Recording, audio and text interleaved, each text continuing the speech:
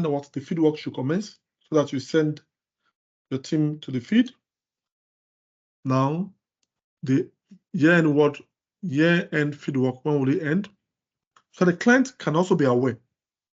Because it's important that what I've seen in practice most of the time is you have a meeting with the FC or the CFO or the guys that will get the document available. They are not yet ready.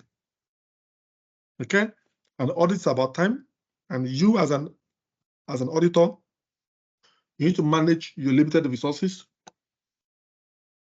What are your resources? Your resources are what?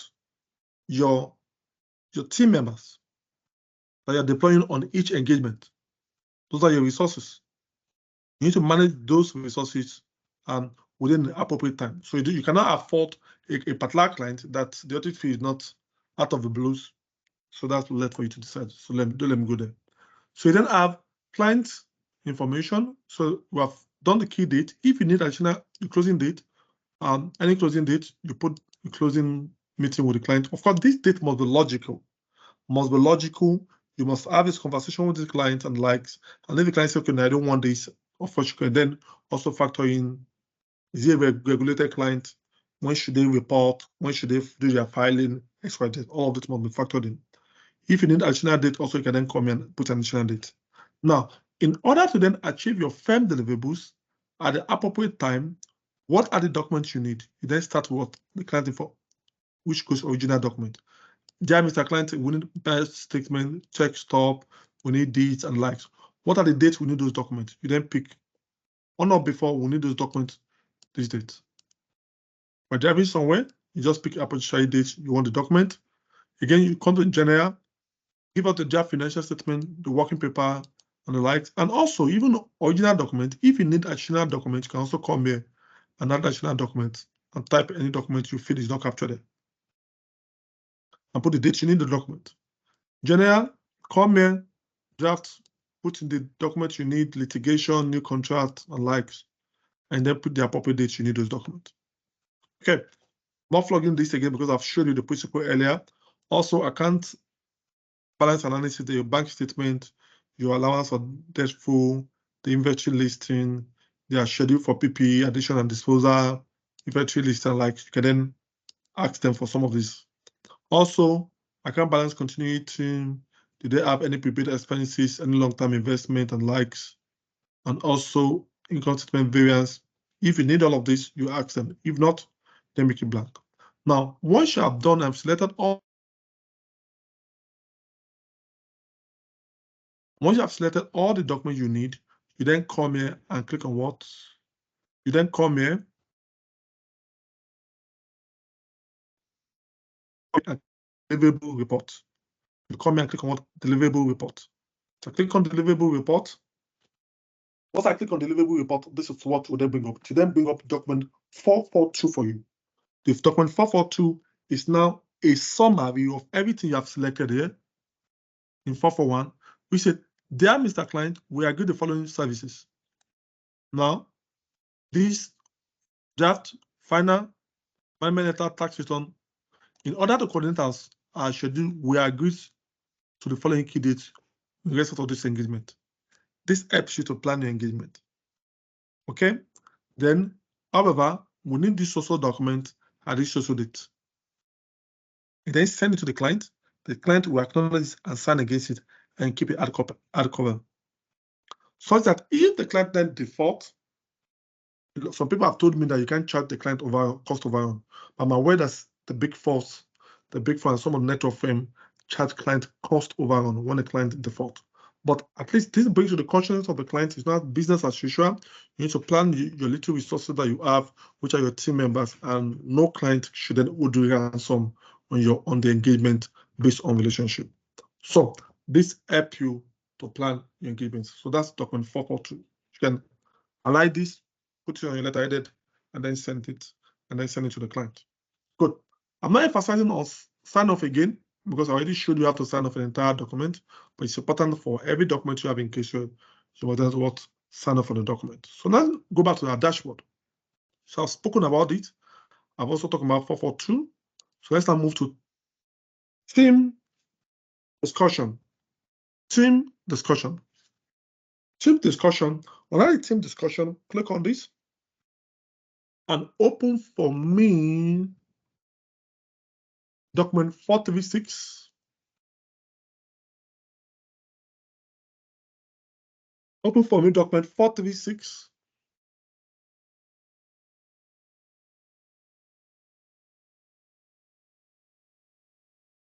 It's loading.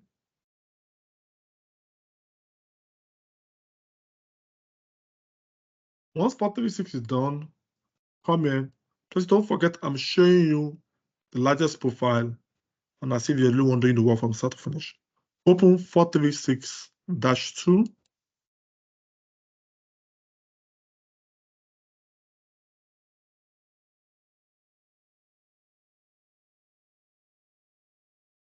So I want to beg of you tomorrow, because tomorrow will be more extensive and will be more intense, because by tomorrow, by God's we will then be looking at our risk, our control.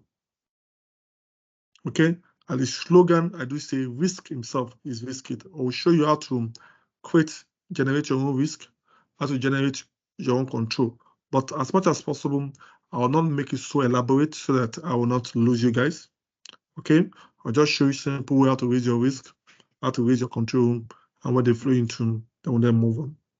Okay, but as much as possible, if you can lay your hand on those IFAC guidelines I shared with you, they will then give you more insight while we're doing certain things. Because you're not doing it doesn't necessarily mean that that's the right thing to do. So let me also go back and open document 437.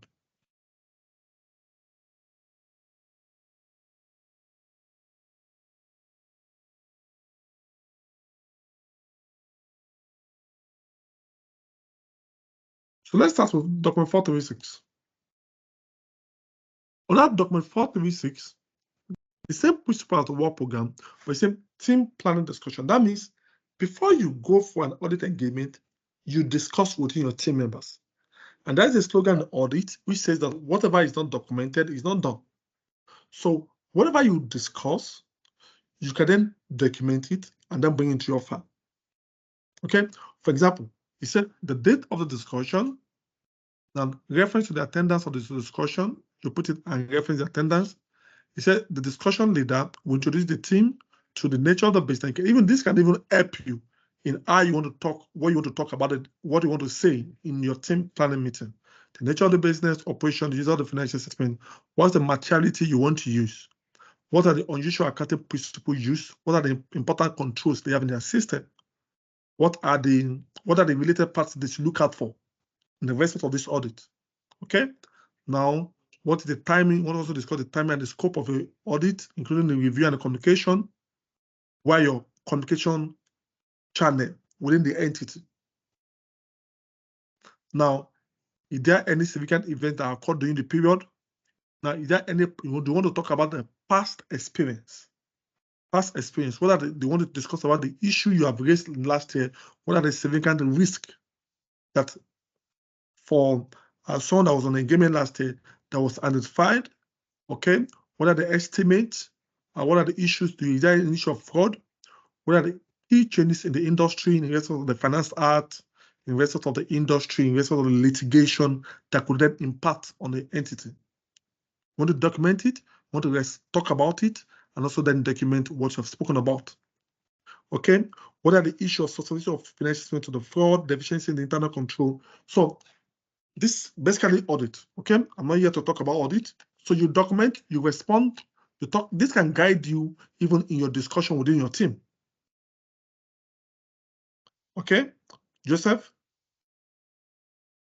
unmute yourself. I see your hand raised up. Yes, sir. In your filling of the forms, you see you get to a point where you see there's a form, let's say form, just for example 436E. Now when you open that form, it gives you a whole lot of requirements to also populate. This is just referencing it to, for example, this 436E is the attendance, which I've also opened here. Do you get it? Okay. So if you have filled out 436Es, you can say, you can then go and reference this section to 436E and then put a comment and say that this has been completed in 436E and then reference it here. Okay, so you don't need to answer all these questions again under the So if you have responded to all of these questions in a particular document, you can then go and reference this. Yeah. Do you get it? And you can, but of course, you must put a note that this, please look at the reference document. But I'm saying all of these questions that I have here, all of these questions, these are something that can guide you that you don't want to talk about. You might not have a minute that you have documented everything in altogether. You can then go and reference it here. Okay. Do you get it? Yes, okay. Sir. But if you don't have an external document, of course, you will then put it in the comment. Okay, sir. Okay, but this also can then serve a basis of your discussion so that if anybody pick of it, this also can then serve a basis of even how you then populate the external document. Maybe you have documented your minute in an Excel, in a Word document, or they can then talk about, okay, you have discussed this, you discussed this, you discussed this, you like, and then reference it. That's fine. So once you are done also, you sign off on each of them and complete the document. Wow, 346. Now let's go to team discussion, 436E2. Now this is just an attendance. This just tells you, put in your name of all the engagement, everybody from the engagement partner to the list, their role, their qualification, their industry experience, their signature. You can use their initial and the date. So you know those that are on that engagement for that particular year. Starting from the engagement partner.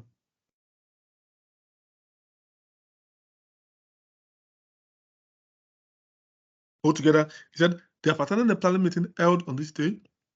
They have read and understand the firm policy regarding ethics and require to comply with this. The first confirm that it's like a declaration form, an attendance form. Good. Why 437?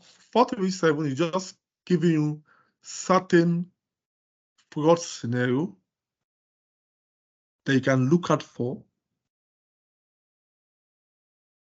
within the entity, especially when it comes to misappropriation of assets and the earnings and likes. So you can then put your comment as it relates to this entity, and what are the names of those people that might have those opportunities. Not is a fraud scenario. So that your team members, when you document, they will then look at, okay, this person is in charge of inventory, this person in charge of cash, this person in charge of this and likes. What is such people, so that they can have an informed decision. I can then document this also for the purpose of your engagement work. Is that clear? Good. I can also then give you the potential fraud scenario, not actually the fraud. For example, you have scheming for cash, kickback given or received, inflated expense account, listed parts payroll scheme, check manipulation, collision on contract tender, like you can just look at those stuff. Okay, so that is all about it. You can go in and then look at the content in line with audit. So let's now move to team discussion, time budget rather. Time budget. I'll try as much as possible to close by 4 so that I don't release you. I don't delay you further. Now, under the time budget, what did I call this document?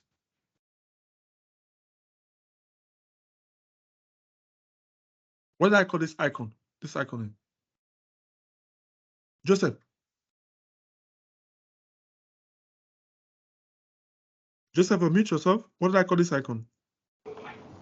Hello, sir. It's a manual. Good. Manual document.